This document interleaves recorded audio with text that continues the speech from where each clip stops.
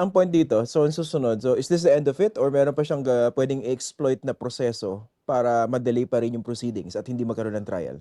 So, question ngayon. Question ngayon nung defense team. Yung result ng tatlo ha, ano sila, may consensus sila. No?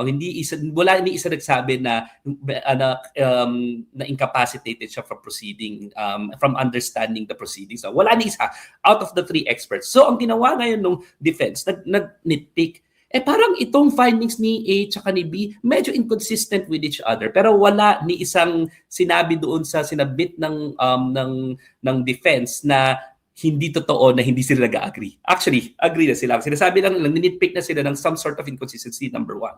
Number two, they are asking that to cross-examine the experts, no. So baka payagan as part of it, no, na i-cross-examine sila kasi right naman right naman ng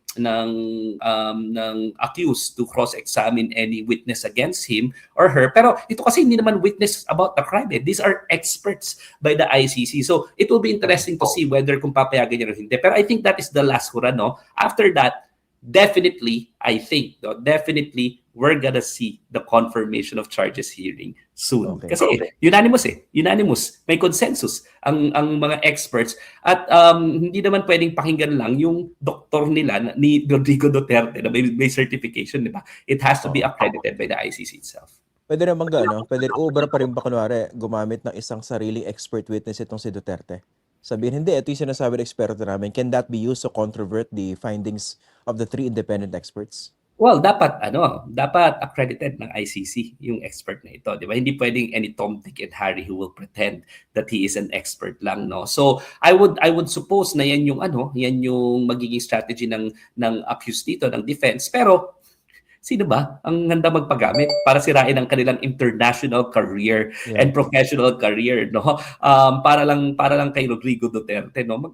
I don't think it would be as easy as that, especially if we're talking about experts that are accredited by the ICC. Tandaan natin itong mga professionals na to, when we, like us, di ba? When we do something, we swear an oath, no? To make sure na we will rely on data, to make sure that we'll be honest. Kasi ang duty mo not only towards your patient, but also towards the profession, towards society. Yan ang laging pinapalala sa ating mga professionals. So I really doubt, no? If the question is, can he do that? He can. Pero saan siya kukuha ng experts na accredited na ICC na willing magsinungaling para sa kanya? Lalo na tatlo na ito, ha? Tatlong hindi kaano-ano. Hindi sila kaano-ano. Diba? They are just relying on their professional studies and yung data na nakuha nila at lahat sila consistent sinasabi. Kaya mo naman niloloko mo no? Niloloko mo yung ICC. Anong lesson dito? Malinaw? Hindi nila pwedeng loko-lokohin ang international tribunal. Ito kayo sinasabi natin, di ba, Christian, no? With due respect to our local courts, no? Siyempre, maraming weaknesses yung ating local justice system, di ba? Kaya nga, it was difficult for our local justice system to stand up against a despot like Rodrigo Duterte, who's based at least on the accusations, who's fond of killing, di ba? In an organized way. Kaya nga doon mas safe, di ba? Mas safe. Kahit nga doon ni-redact pa yung identities nitong mga ibang witnesses, ng mga experts, no? But definitely hindi pwede ang istilong bulok sa ICC. Speaking of stilong bulok, no? In terms of lessons, mukhang gumagana lang yan doon sa kanilang local audience dito sa Pilipinas, kumbaga. Doon sa kanilang local narrative, pero in terms of actually setting the former president free, futile exercise, di ba? Oh, they're trying, no? They're trying to talk to their audience. Again, sabi ko nga, ito ay delaying tactic kasi ang tingin ko lang hindi pwedeng lumabas itong mga ebidensya hanggang before 2028 elections, diba? Kung may plano talaga si Sara Duterte at kasama doon sa sinasabi ng mga witnesses doon na nung mayor si Sara Duterte, actually kasama siya sa doon sa organisasyon ng Davao Death Squad. Hindi lang niya alam kasama siya sa nag-o-order na ipagpatuloy yung malawakang patayan. So, I think delaying talaga ang strategy at syempre they will try, no? They will try to continue with this delay. Pero hindi mukhang hindi mangyayari 'yon. Mukhang magkakaroon ng confirmation of charges hearing by the first quarter of 2026. Diba? Sabi ko maganda Dito ko unang in-announce ang regalo nung Pasko Facts First, di ba? Kay Sara Duterte ang plunder na yan. Mukhang magkakaroon tayo ng magandang first quarter, no, of 2026,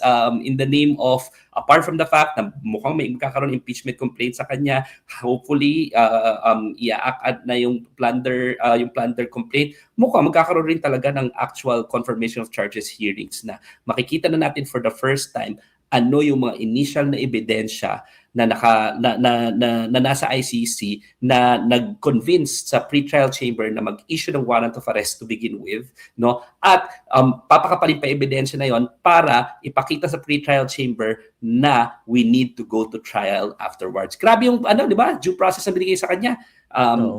Office of the Prosecutor muna, tapos naghingi ulit yung Office of the Prosecutor ng permission to continue with the investigation of the situation of the Philippines. Tapos nag-request ng warrant of arrest, ni-review ulit yung ng ICC pretrial chamber yung issuance ng warrant of arrest, nag-issue ng warrant of arrest. Ngayon tinitingnan kung fit siya to stand for trial. Ngayon susunod, titingnan pa ulit, confirm pa ulit kung adequate ba yung pieces of evidence to proceed to trial. After that, magpapalit ulit yung buong chamber. Pupunta na tayo sa trial chamber mismo. Grabe yung binibigay sa kanya. Pero in every single instance, it looks like he's failing his defense, no? And ang gagawin niya to delay this because makapal ang ebidensya. At sana, ang gusto nila, I think, no, is hindi aabot sa 2028 na ma-expose lahat yung mga pieces of evidence kung gaano in-author. Alam naman natin, witness naman tayo lahat nun, di ba?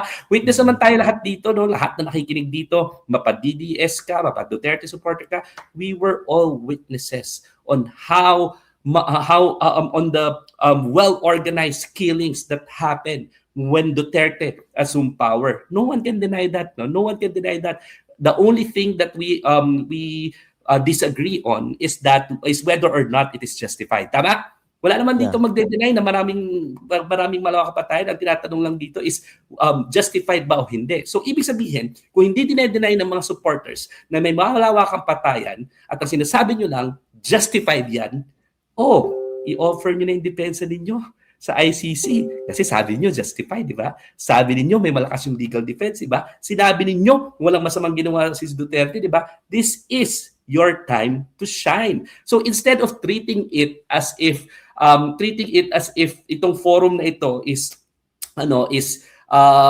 against you, actually this forum can legitimize, di ba? Legitimize your defense. Sasabihin nila, tama nga kayo.